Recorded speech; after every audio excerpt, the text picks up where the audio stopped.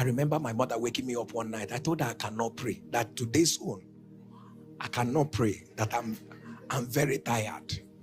So I slept off. The next thing I heard was Tawai. And that sleep left me. And my mother told me that, I'm paraphrasing, I'm not saying it exactly, that who goes for war in the morning and sleeps through the night?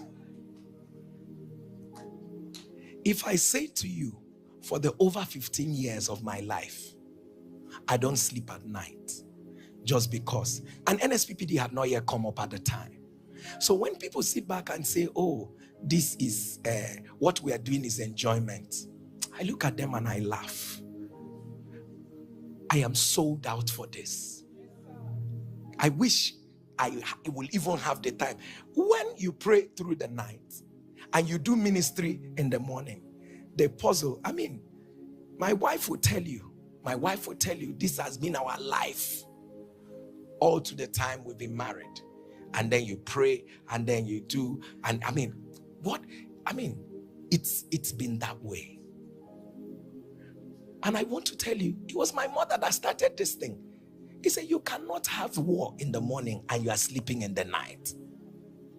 She pushed me into what it means to be an intercessor. She pushed me what it means to pray and all of that. Let me say this. I'm sure in my mother's mind, she didn't know, will this stick with this child? Will he forget it at some point? Would it be? Don't call your children children. When you relate with your children, you are not speaking to their mind. You are talking to their spirit. A child can be distracted, acting distracted, and all of that. Please don't allow the distraction distract you. You are speaking to the spirit of the child. When your children are at sleep, open the scriptures, read over their lives. Declare over their lives. No matter what your children are doing, speak. My mother was a master in prophetic action.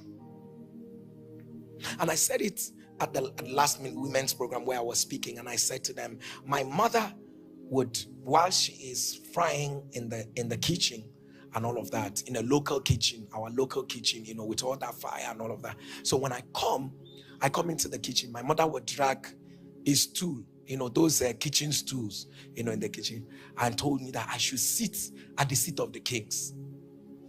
That I should sit at the seat of the kings. That this thing I am sitting now, where I am sitting now, is the seat of... Everything is prophecy for my mother. She prophesied over everything. Things that made sense, things that did not make sense. Everything is prophetic. People of God, every mother here, you have the pictures of your children. Prophesy. If you find their clothes anywhere, prophesy. Anything that is happening, prophesy. And I don't forget, and I just remembered it. Ordinary wooden kitchen stool. My mother called it seat of the kings. Why don't you call your own child's dress of the kings? Find something, and because they cannot fail. They cannot fail. They cannot fail. If you see when your own destiny came under attack, you can imagine what your children are going through right now. And half of it, they are not telling you. Half of it, they are not telling you. And I say this because my mother taught me. And my mother will tell me, don't eat when you go to people's house. That time, don't eat when you go to people's. It's not. And my mother will come back and then call me and say to me, you ate. I said, I did not eat. And then, because I don't used to lie, but I will lie, I said I did not eat. So if I told my mother I did not eat, my mother should agree that I did not. My mother said to me, you ate.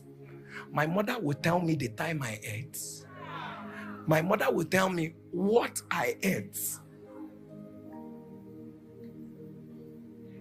And that was the one that I registered in my heart. I picked it up with my daughter as my daughter was going to secondary school about 3 years ago. I told her, let me remind you, I can see.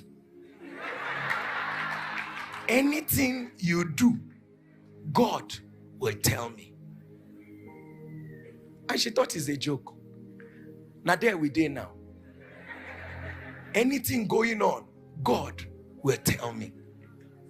And so I remember her going back to school after her first year. And I said to her, what is that one thing you'll always remember about Daddy?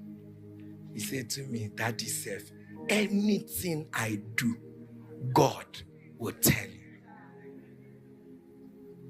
And I remember her guardian making reference to that and all of that, that Samara will say to her and all of that, that my daddy can hear God though. I cannot do anything now, because if I do, God will tell my father.